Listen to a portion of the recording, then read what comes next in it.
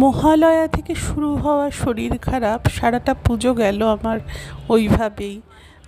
আর তাছাড়া রাস্তার যা অবস্থা ছিল, একবারও বেরোতে পারিনি প্রতিমা দর্শনের জন্য। পঞ্চমীর দিন গেলাম মায়ের কাছে মাকে জিনিসপত্র দিতে। মা যে শুয়ে আছে, মাকে দেখে মন খারাপটা আরও বেড়ে গেল।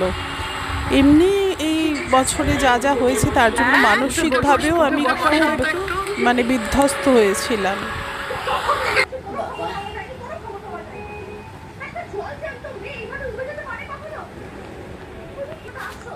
এই দেখো,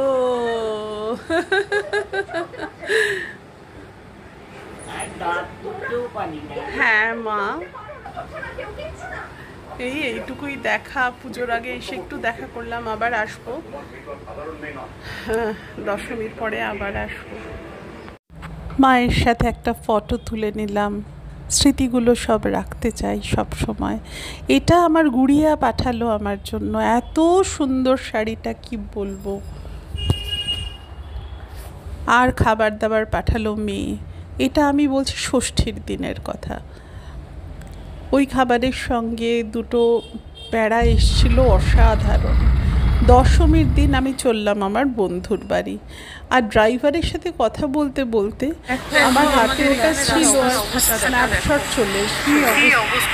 এই যে একটু বৃষ্টি হলেই জল পুরো দাঁড়িয়ে যায়, আর এই যে রাস্তার যে পরিস্থিতি হয়ে আছে, আমি পুজোর সময় একবারও বেরোইনি। একটি বারের জন্য আমি ঠাকুর দেখতে বেরোইনি এবার। অন্তত প্রতিমা দর্শন করা যাকে বলে, আমি সেটাও কিন্তু করিনি। এমন অবস্থা হয়ে আছে এখানে। দশমীর দিন পর্যন্ত ছিলাম। দশমীর দুপুরবেলা ঠিক হ্যাঁ, অলমোস্ট দুপুরবেলা আমি চলে গেছিলাম অন্য জায়গায়। কিন্তু যা পরিস্থিতি রাস্তার, আমি একবার যদি হোঁচট খেয়ে পড়ি তাহলে পরে হসপিটালাইজেশন তো নিশ্চিত। কাজে আমাকে নিজে বুঝে চলতে হয়। তারপরে অনেক কিছু মাথার মধ্যে ছিল। এটা তো গেল একটা পারিপার্শ্বিকতার যে পরিস্থিতি, সেটাকে যাতে সেই দরুন আমার কোনো দুর্ঘটনা না ঘটে সেটা, এবং আরও অনেক কিছু মনের মধ্যে ছিল। কেন জানি না, আমার বাবা তো 2010-এ চলে গেছেন, কিন্তু বাপির সেই আকুতি যে একবার মায়ের মুখটা দেখতে পাবো না রে। বাবা নিজের মাকে হারিয়েছেন 16 বছর বয়সে। আমরা কখনো আমাদের ঠাকুমাকে দেখিনি, কিন্তু ওই বোধহয় মা দুর্গার মুখটা দেখে বাবা কোথাও নিজের মাকে খুঁজে পেতেন তার মধ্যে। আর আমার ঠাকুমা পরমা সুন্দরী ছিলেন। আমার দিদিও অনেকটা আমার ঠাকুমার মতোই দেখতে, বাপি তো তাই বলে, এবং বাপিও সেরকমই দেখতে ছিলেন, আমার দিদিও ঠিক সেরকমই দেখতে। তো বাপির ওই যে একটা কানেকশন, কেন জানি না, এবার সেই মহালয়ার দিন থেকে যে এই কথাটা মনে হওয়া শুরু হয়েছে। তার মধ্যে আমার মাও বিছানায় শয্যাশায়ী, সেই মানুষটাও পারে না প্যান্ডেলে যেতে। কোথাও গিয়ে মনের মধ্যে এগুলো চলে টোলে, আরও অনেক কিছু। সব কিছু তো আর বলা যায় না, বলা উচিত নয়। এই উচিতের মধ্যেও আবার অনেক কিছুর ব্যাখ্যা আছে। যাই হোক, সেসবে আর গেলাম না। আফটার অল মানুষ তো, মান আর হুঁশ, এই দুটো যার মধ্যে থাকে তার অনেক ঝামেলা। তার নিজের সঙ্গে নিজের বোঝাপড়া করতে অনেক অনেক অনেক পথ পেরোতে হয়, তাকে অনেক যুদ্ধ করতে হয় এই মান আর হুঁশ দুটো নিয়ে। যার জন্য এবারের দুর্গাপুজোয় আমার বেরোনো হয়নি, আমি প্রতিমা দর্শনও করিনি। আর পঞ্চমীর দিন গেছিলাম মায়ের কাছে, মাকে যেটুকু যা দেওয়ার সেগুলো দিতে, মাকে দেখে আসতে। এখনও আমার বেরোনো হয়ে ওঠেনি এই বৃষ্টির দৌরাত্মে। জানি না কবে দৌরাত্ম্য কমবে, কারণ জল জমে আমারও এখানে, মায়ের ওখানে।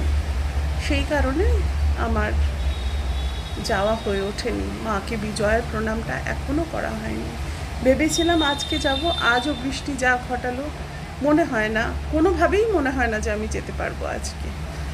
আশা করি তোমরা সকলে ভালো আছো, খুব সুন্দর পুজো কাটিয়েছো। শুভ বিজয়া সকলকে, সকলে ভালো থেকো, আনন্দে থেকো। আর বাকি সকলে যাতে ভালো থাকে তার জন্য আমাদের একটু সচেষ্ট হলে ভালো হয়, তাই না? আজকে একটু পনির পোলাও বানালাম, আর কিচ্ছু না। এই সাদা পোলাও বানিয়েছি, পনির দিয়ে একটু কাজু দিয়ে দিয়েছি, বাস, আর কিচ্ছু না। এটাই আমি খাবো দুপুরবেলা, রাত্রিবেলাও হয়ে যাবে আমার। কেননা যা বৃষ্টি, যা বাইরে দুর্যোগ, আমি আর বেরোইনি, ইচ্ছাও করেনি।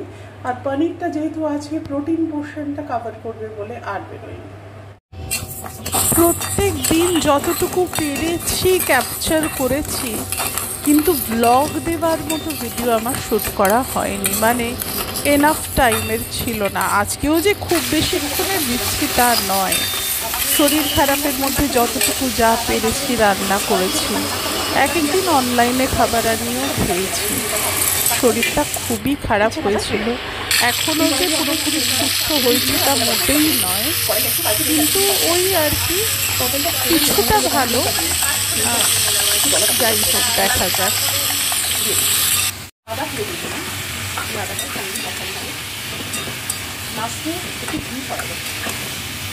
একটু পরে হলুদ আর দিয়ে দেবো, একটু কষানো করবো, কষিয়ে দেওয়ার পরে ডালটা দিয়ে দিলাম। আমার কিন্তু তেল মশলা কম পড়ে, হয়তো তোমরা যারা দেখো তাদের মনে হবে যে এগুলোতে স্বাদ হয় না, কিন্তু একটু হালকা করে বানিয়ে দেখো, স্বাদ কিন্তু যথেষ্ট হয়। তরকারি হয়ে গেছে, এই দেখো ঘিটা দিয়েছি, গলে গেছে দেখো। তো আমি ঘি দেওয়ার আগে সামান্য গুড়, আমি তো গুড় মানে জ্যাগারি পাউডার খাই, তো সামান্য দিয়ে দিয়েছিলাম।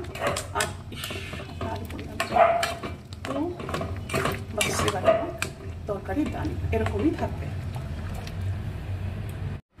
তরকারি যখন ফোটে, যে কোনো জিনিস যখন ফোটে, তখন সেই ভেপারটা এত বেশি মানে ক্যামেরাতে এসে লাগে, পুরো ব্যাপারটা ধোঁয়া হয়ে যায়। যাই হোক, এটা আমার মনে হয় সবার সাথেই হয়।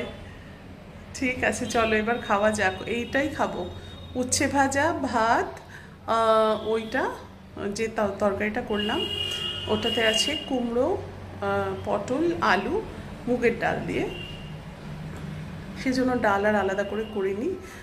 আর সঙ্গে স্যালাড থাকবে, দই থাকবে। খেয়ে নিই এবারে খেতে বসার পালা। এই স্যালাডটাই পরিমাণে সব থেকে বেশি, আর উচ্ছে ভাজা, এই যে ভাত, যে তরকারিটা বানালাম সেটা, আর দই। খেয়ে নিই। হ্যাঁ, চাল ডাল ধোয়া হয়ে গেল, আর এদিকে একটু কাবলি চানা ভিজিয়ে দিলাম। মোটামুটি 2 দিনের হয়ে যাবে, কারণ কাবলি চানা রান্না করা মজলে খুব ভালো লাগে। ভিজিয়ে দিলাম, আজকে রান্না করব না, কালকে রান্না করব। কুকারে তেল গরম হয়ে গেছে, এবারে আমি দিয়ে দেবো এই যে এই সবগুলো, জিরে, তেজপাতা, গোটা গরম মশলা মানে দারচিনি, ছোটো এলাচ, লবঙ্গ, এগুলো সব এতে দিয়ে দিলাম। একটু নাড়িয়ে নেবো। আমার শর্টকাট রান্না, জানোই তো। এই দিয়ে দিলাম আলু টুকরো, একটা আলু কেটে নিচ্ছি আর কি। আলুর টুকরো চলে গেল, একটু নাড়িয়ে দিলাম, একটু হাই ফ্লেমে দিয়ে দিলাম, একটু নাড়িয়ে দিলাম। আলুটা সামান্য একটু ফাটিয়ে দেওয়ার পর দিয়ে দিলাম চাল ডাল, ওগুলো আমি এভাবে করে দেবো।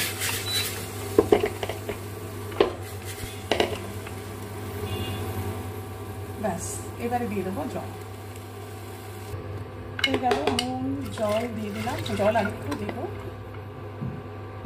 আর নুন জল হলুদ এগুলো মেশানো হয়ে গেলে ব্যাস। পটল দুটো একটু ছুলে নিলাম ভাজার জন্য, এবারে অর্ধেক করে নেবো, নিয়ে তারপরে ভাজবো। এদিকে বেগুন কেটে রেখেছি।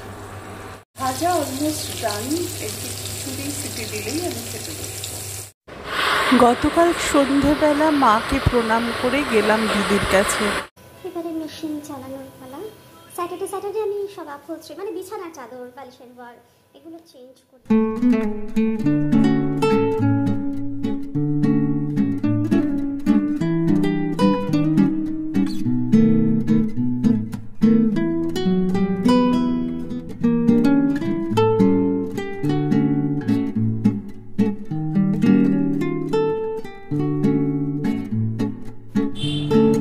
গতকাল এলো এই পর্দাগুলো। আগের পর্দাগুলো কম পড়েছিল, কিন্তু সেই পর্দাগুলো কিছুতেই আমি আর পাচ্ছিলাম না, আউট অফ স্টক দেখাচ্ছিল।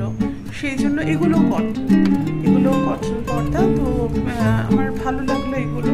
দেখো না কিরকম ক্রাশড হয়ে আছে, কিন্তু কি আর করবো, আজকেই টাঙিয়েছি পর্দাগুলো। তো যাই হোক, এত অসুস্থ ছিলাম যে এগুলো যে উঠে টাঙাবো সেটাও যেন আর পারছিলাম।